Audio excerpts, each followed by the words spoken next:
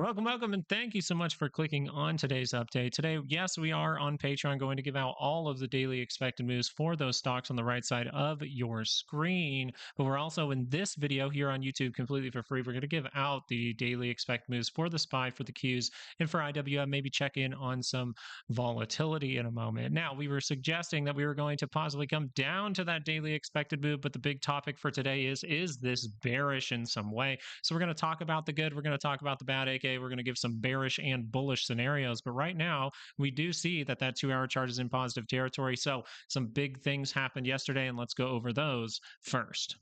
All right, so we're going to get into that daily signal in a moment, but I just wanted to take this brief moment to say I'm sorry if the mic does sound a little bit different. When my hard drive crashed this week, when my hard drive died, I lost everything. And I mean, everything on my work computer is gone, but we're back, and I'm trying to get even things like my microphone settings back to normal. So I hope that this sounds good enough for you. Maybe in the comments, you can let me know if the mic sounded okay or if I should play with it a little bit more, because I don't think it's exactly how it used to be, but I just want to make sure at this point. So daily expected moves though, right? We came down into that area. Yeah, we came a little bit further down into these buyers down here. But remember this on the daily chart, right? This right here is important. We have confirmed up and now we are in that positive territory, right? We're pretty much right on the edge of positive territory, right? Crossing that center line with your MACD, crossed up on the RSI, crossed up with this on the MACD, and crossed up with the price action. So this is where you look at those shorter time frames and say, hey, the bigger time frames are saying we're about to break to the upside. We'll see if that's able to come to fruition and do our homework on the shorter time frames. Now, looking at the 2-hour chart, we do notice something here. I think the 30 minutes going to be the key for this, but the 2-hour chart can be the risky thing, right? If I'm scared of some kind of crash or something like that, because people, or the break of the lower end of this range, well, then what has to happen in order for that lower end range to break? Well, the 2-hour chart would have to cross down right here, and we would have to see a solid sell. Really, in this area, though, we can pay attention to that daily expected move to the bottom side of 683.99. Now, to the upside, we have 694.61. These are 68% zones, and we are landing right smack dab in the middle of this weekly zone. So I think next week we're probably going to tag aside. But that daily confirmation does say we have a good shot to break this range very, very soon. We'll see if that is able to fail. I think the 30-minute chart is very important here. What were we discussing? We were discussing coming down to that daily expected move. We did exceed that to go into some more buyers.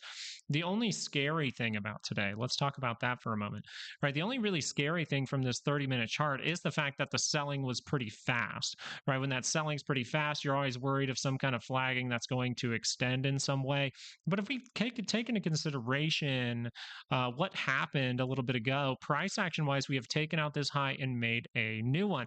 That means that if we do see a drop down here, down towards that 5, down towards a daily expected move, and we're able to curl up into positive territory, that would mark itself off as a higher low, not coming below the previous one. So price action would be very nice there. Are the technicals agreeing with that on your MACD? On your MACD, you do see that we're going to attempt maybe to cross up by that center line, but that has not happened yet. So you do not have confirmation that you can test this high and go make a new one just yet, but you are in quite a positive trend as of right now. You did just see the price action things you needed to see. So paying attention to the upside daily expected move, if this 30-minute is able to cross up here, you would say 694.61 can get tested. If we're going to not curl this up and see a little bit more selling, maybe some more consolidation in some way, then we will pay attention to that 683.99. But I think the important thing to get across here is price action just took out a critical level. And if we come down to this level and we turn to the upside, well, that's just the continuation of a positive trend. And we're very likely to test these levels or go make a new one. And a lot of the time with the bull side, you do go make a new one. So I wanted to point that out because I think it's very important. And the only thing that I saw is really scary today was the fact that this happened in a matter of an hour.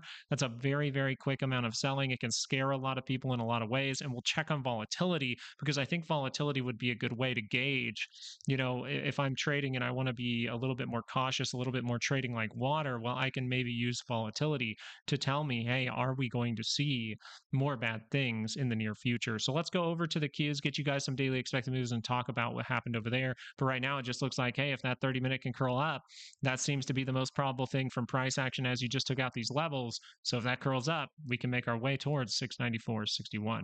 Now you can blatantly see what I'm talking about, right? There's a gap up here now. That selling was really, really fast. We're coming down to these areas, but you did just take out these key levels. And then if you're able to carve out that higher low, it could just be that. So let's get you guys some daily expected moves. 616.09 to the upside, 602.39 to the downside. The key thing here, the really bad thing is these sellers were pretty strong, right? The sellers were pretty strong. This was actually able to go negative in some way, like a little bit more so then the SPY, so the Q is really able to go negative right here is a big deal.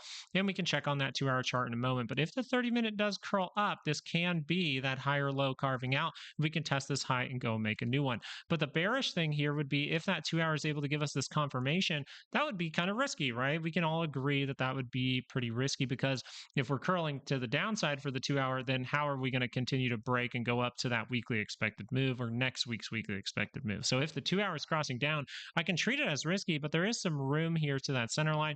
So we'll be watching it very, very carefully. As of right now, the level that you would like to take out to go into some kind of bearish trend to potentially break these levels is this level right here of about 599.20, 599.21. Right here is a level where if you do break that, then you would look for that continued rolling to actually break to the downside. So as of right now, I think charts are relatively simple in this area.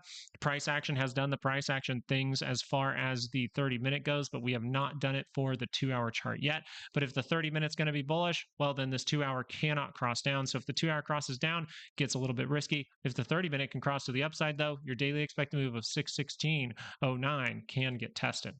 And I think this was the very interesting thing. We've been utilizing IWM a lot recently, but we've seen some up and down also recently. So we've used it back in these times to help us know we're not crashing. But then we come into these times and we get that solid sell to come in and it kind of dampers things. So we're looking at a positive trend that's trying to continue. I don't think IWM wants to cross down here. You do have potential forms of divergence there on your RSI. You can see the lower point. You do have that divergence on the MACD at the same time. So this tells you something with IWM. It's going to be kind of price action versus the technicals here. And you have to be aware of divergences like this because divergences do like to break those previous lows. But down towards these previous lows, you do have some solid buyers that you could go retest. So there are a few scenarios here actually for IWM. IWM breaking to the upside means what? Hey, this thing can continue to go positive. We can see an upward move, and that upward move could take you all the way to 269.42. The truth be told, the SPY's implied volatility has shrunk. The Q's implied volatility has shrunk, but IWM's implied volatility actually did increase. So we'll see if we're able to hold on to this signal for the 30-minute because that would suggest squeezing can take place. But if that were to cross down, I want to treat that very, very cautiously. I don't want to be taking some kind of bullish trade when I do see forms of divergence there. Even if I need to be patient for a little bit and see if that just curls down and curls back up, right? Curls down, curls back up by that center line.